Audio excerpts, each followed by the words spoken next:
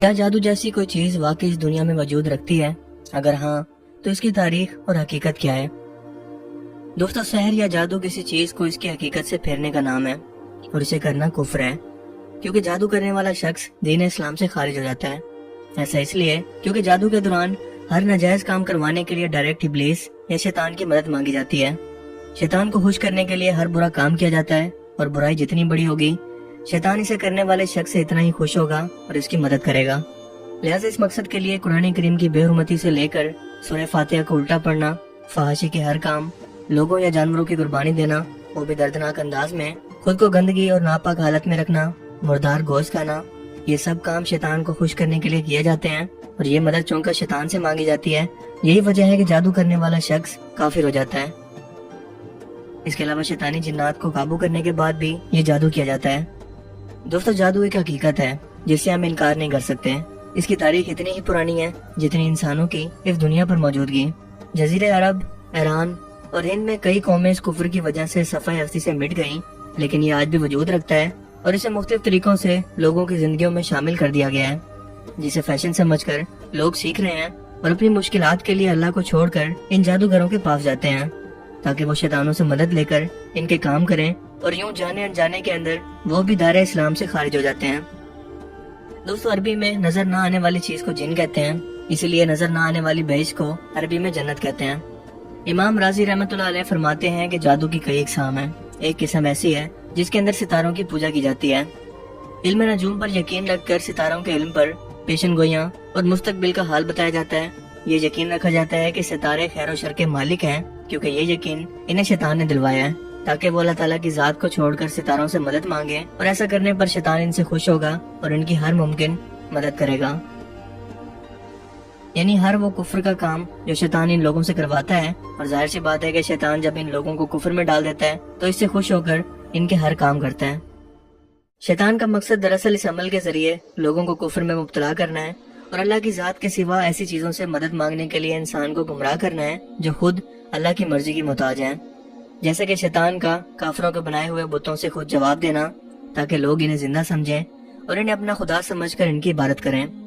कदीम दमिश्क के लोग सितारों के पुजारी थे। उन्होंने शहर के दरवाजों पर सितारों की शक्लें बना रखी थी जिनकी वो पूजा करते थे। इराक के शहर बाबुल के लोग भी सितारों की पूजा करते थे। अल्लाह ताला की तरफ से इन्हें आजमाइश के लिए हारूत और मारूत की शक्ल में दो फरिश्तों को इंसानी सूरत में उतारा गया, जिनका जिक्र हम वीडियो में आगे करेंगे। दोस्तों, जादू की दूसरी किस्म कहलाती है ओहान, जिसमें इंसान के दिमाग को कंट्रोल करके उसे वहम के अंदर मुब्तला कर दिया जाता है, या फिर इसका शिकार शख्स को ऐसा लगता है कि उसने कोई काम कर लिया है लेकिन एक्चुअल में नहीं किया होता। इसके अलावा तीसरी किस्म में शैतानी जिन्नात को काबू करके इनसे हर नाजायज काम करवाया जाता है, जो कि जादू की सबसे आम किस्म है। ये जादू शुदाबाजी भी कहलाती है, जिसमें इंसानी नजरों को धोखा देकर सामने वाले शख्स को वो दिखाया जाता है जो दर हकीकत में मौजूद नहीं होता। और इसके बाद इसकी आखिरी किस्म है जदीद टेक्नोलॉजी, जो कि आपको भी सुनने में हैरान कुन लग सकता है कि जदीद टेक्नोलॉजी भला जादू की किस्म कैसे हो सकती है। लेकिन दोस्तों, जब हम हार्प और प्रोजेक्ट ब्लू बीम जैसी टेक्नोलॉजी पर गौर करें, उड़न तस्वीरों पर गौर करें, तो ये बात समझ में आती है कि इनके जरिए किसी भी शख्स को धोखा देकर हकीकत से दूर रख के गुमराह किया जा सकता है। और यही तो जादू का असल मकसद है, यानी वो चीजें दिखाना जिसका इंसान तसव्वुर भी नहीं कर सकता और वो इसे गुमराह कर सके। इसीलिए ये टेक्नोलॉजी वही है जो कि हम आखिरी वक्तों में डेवलप करेंगे और दज्जाल इसे अपने मकसद के लिए जादू के तौर पर इस्तेमाल करेगा। लेकिन दोस्तों, सबसे अहम सवाल कि एक्चुअल में जादू की इब्तिदा कहाँ से हुई, इसका तारीखी पस मंजर क्या है? दोस्तों, जादू का ताल्लुक चौंका शयातीन से मदद मांगने से मुतल्लिक है। लिहाजा हमें सबसे पहले शयातीन और इब्लीस की जमीन पर मौजूदगी से मुतल्लिक इसकी तारीख को जानना होगा। अजायबुल कसस में बयान है कि अल्लाह ताला ने जब तख्लीक का इरादा फरमाया तो एक बहुत बड़ी आग को जलाया जिसके शोलों की ऊंचाई की कोई हद न थी। फिर इस आग के नूर से फरिश्तों को पैदा फरमाया, जबकि ऊपर उठते शोलों से जिन्नात को पैदा किया। ये इस कायनात की तख्लीक का पहला मरहला था। सबसे पहले जो जिन पैदा हुआ इसका नाम मारिस था। इसके बाद इसकी बीवी मर्जा को पैदा किया गया, यानी ये जिन्नों के बाप हैं, जिनसे आगे 70,000 लड़के लड़कियां यानी औलाद पैदा हुई। अल्लाह ताला ने इन्हें ग्रोहों, खानदानों और कबीलों की शक्ल में जमीन और आसमान पर आबाद कर दिया। जो जिन्नात जमीन पर उतरे, इनमें से ज्यादातर मुशरिक और नाफरमान हो गए। उन्होंने जमीन पर कत्लो गारत और फसाद शुरू कर दिया, जबकि कुछ जिन्नात अल्लाह ताला के इताअत गुजार और फर्मा बरदार ही रहे। انہی نیک اور فرمانبردار جنات میں سے ایک جن کا نام عزازیل تھا، جسے ہم شیطان یا ابلیس کے نام سے بھی جانتے ہیں۔ اس نے جنات کے ایک قبیلے بنو الہان کی ایک لڑکی سے شادی کی، جس سے اس کے ہزاروں بیٹے بیٹیاں پیدا ہوئے۔ بنو الہان جنات کا ایک انتہائی نیک قبیلہ تھا، جس سے جن پیغمبر ان شیطان جنوں کی ہدایت کے لیے آئے۔ عزازیل ہر وقت اللہ تعالیٰ کی عبادت میں مشغول رہتا، اس کے سجدوں میں پڑا رہتا۔ اس نے مسلسل 1000 سال عبادت اور اللہ تعالیٰ کی اطاعت میں گزار دی، یہاں تک کہ اللہ تعالیٰ نے اس کے درجات بلند کر کے اسے آسمان پر بلا لیا۔ پھر اسی طرح اس نے مزید 1000 سال تک عبادت کی، اور یوں اللہ تعالیٰ نے اسے دوسرے آسمان پر، اور پھر مزید 1000 سال کے بعد تیسرے آسمان پر، اور پھر یوں کرتے کرتے اللہ تعالیٰ نے اسے 7ویں آسمان پر بلا لیا، جہاں پر اسے قرب الہی نصیب ہوا اور فرشتوں کی صحبت بھی ملی۔ جس وقت زمین پر شیطان جنوں کی بھرمار ہو گئی اور وہ شر و فساد پھیلانے لگے، تو اللہ تعالیٰ نے ان کی ہدایت کے لیے جن پیغمبروں کو بھیجا۔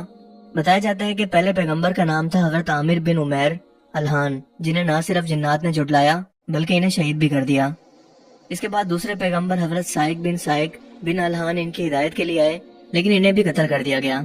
آخرکار اللہ تعالیٰ نے ان پر عذاب لانے کا فیصلہ کیا، جس کے بعد شیطان جنوں کی ایک بہت بڑی تعداد کا زمین سے خاتمہ ہو گیا، لیکن پھر بھی انہوں نے اس سے سبق حاصل نہ کیا اور ایک بار پھر سے انہیں نافرمانیوں اور قتل و غارت میں مشغول ہو گئے۔ لہٰذا اس بار عزازیل کو فرشتوں کی فوج کے ساتھ زمین پر بھیجا گیا، جنہوں نے ان شیطان جنات سے جنگ کی اور ان کی ایک بہت بڑی تعداد کو قتل کر دیا، اور جو جنات بچ گئے انہوں نے اللہ تعالیٰ کی اطاعت قبول کر لی۔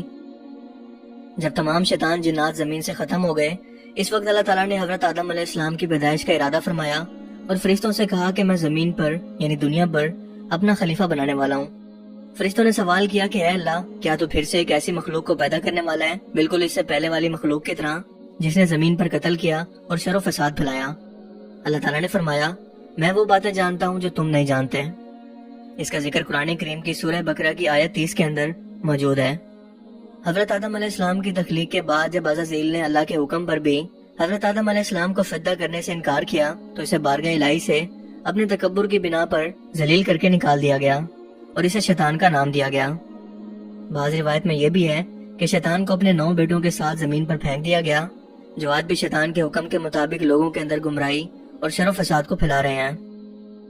زمین پر موجود جنات نے اپنے درمیان سب سے بزرگ اور علم رکھنے والے جن کو دیکھا، یعنی شیطان کو دیکھا، تو اس کے ارد گرد جمع ہو گئے اور اس کی اطاعت گزاری کرنے لگے، جبکہ نیک جنات اللہ تعالیٰ کی فرما برداری ہی کرتے رہے جیسے کہ وہ پہلے کر رہے تھے۔ شیطان چونکہ انسانیت کو گمراہ کرنا چاہتا ہے، لہٰذا اس نے حضرت آدم علیہ السلام کے نافرمان اور کافر بیٹے قابیل کی نسل کو شیطانی جنات کو قابو کر کے غیب کا حال جاننے کے لیے، لوگوں کی فصلوں اور مویشیوں کو تباہ کرنے، نقصان پہنچانے، بیماریاں پھیلانے، نفسیاتی خواہش کو پورا کرنے اور جنگیں لڑوانے کے طریقوں کے لیے سکھانا شروع کیا، تاکہ اس سے شر و فساد پیدا ہو سکے، کیونکہ یہ جادوگر لوگ جنات کو قبضے میں کرتے ہیں اور ان سے ہر غلط اور برا کام کرواتے ہیں، معاشرے میں شر اور فتنہ پھیلاتے ہیں، انبیاء کرام کے خلاف بھی بغاوت کرتے ہیں۔ مرنے سے پہلے یہ جادوگر اپنی اولاد میں ان شیطانی جنات کو تقسیم کر جاتے ہیں جو ان کے مختلف کام کرواتے ہیں، یعنی اس طرح سے جادو اور کفر کا یہ سلسلہ ایک طویل صدیوں سے چلتا آ رہا ہے، اور کئی قوموں نے وقت گزرنے کے ساتھ اس کے اندر عروج کمال حاصل کر لیا۔ حضرت ابراہیم علیہ السلام نے اپنی مشرک قوم کو، جو ستاروں کو پوجتی تھی اور اس کے ذریعے جادو کرتی تھی، انہیں ایسا کرنے سے روکا اور ان کی ہدایت اور رہنمائی کے لیے بہت کوششیں کی، لیکن وہ باز نہ آئے۔ حضرت ابراہیم علیہ السلام کی نسل سے حضرت اسحاق علیہ السلام پیدا ہوئے، اور ان کے بعد حضرت یعقوب علیہ السلام دنیا میں تشریف لائے، جو اللہ کے عظیم پیغمبر تھے۔ آپ کا لقب اسرائیل تھا، اور آپ ہی کی نسل کو بنی اسرائیل کہتے ہیں، جو موجودہ فلسطین میں آباد تھی۔ حضرت یعقوب علیہ السلام کے بیٹے حضرت یوسف علیہ السلام تھے، جو کہ اللہ کے پیغمبر تھے، اور ان کا قصہ ہر مسلمان جانتا ہے کہ کیسے ان کے سوتیلے بھائیوں نے انہیں حسد کی بنا پر ایک کنویں میں ڈال دیا، لیکن وہ مصلحت خدا بندی سے بچ گئے اور ایک مصر جانے والے قافلے نے آپ کو مصر تک پہنچا دیا، یہاں تک کہ اللہ پاک نے آپ کو مصر کی حکمرانی عطا فرمائی۔ لہٰذا آپ نے اپنے تمام رشتہ داروں یعنی بنی اسرائیل کو مصر بلا لیا۔ یہ لوگ مصر آ کر آباد ہو گئے۔ اس وقت تک بنی اسرائیل قوم جادو اور سفلی علم جیسی کسی چیز سے ناواقف تھی، لیکن مصر ان دنوں کے اندر جادو میں عروج کمال پر تھا، کیونکہ یہاں لوگ جادو کے ذریعے ہر ناممکن کام کو سر انجام دیا کرتے تھے۔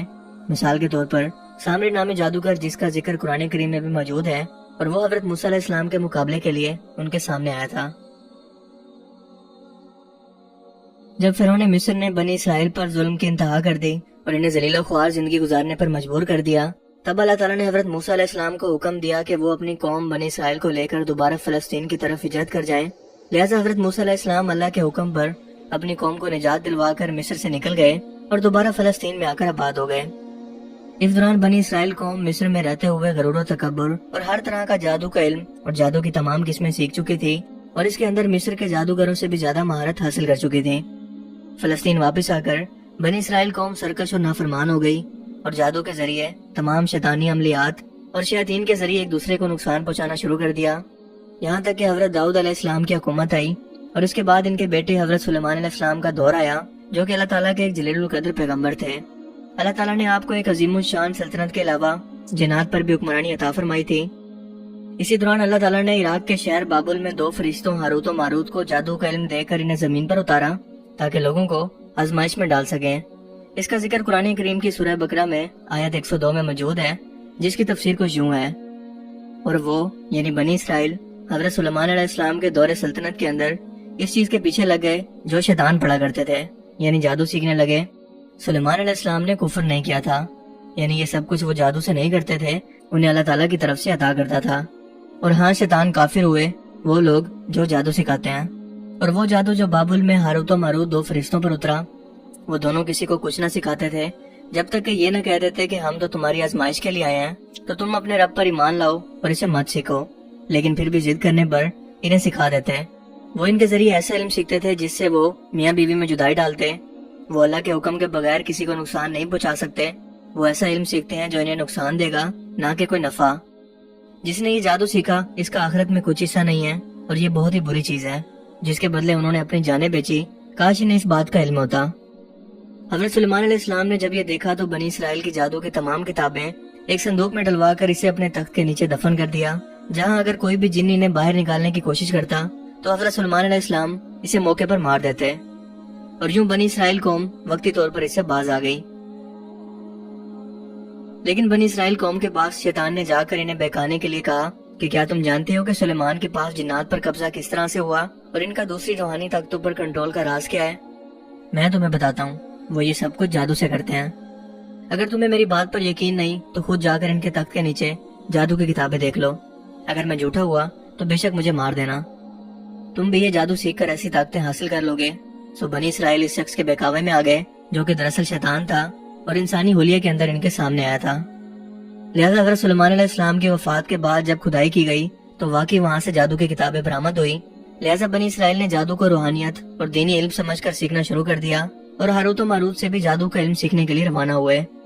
ہاروت و ماروت فرشتوں نے انہیں ڈرایا کہ یہ جادو سیکھنا کفر ہے، ہم تمہاری آزمائش کے لیے بھیجے گئے ہیں، لیکن وہ اپنی ضد پر اڑے رہے اور یہ سب جادو سیکھ لیا۔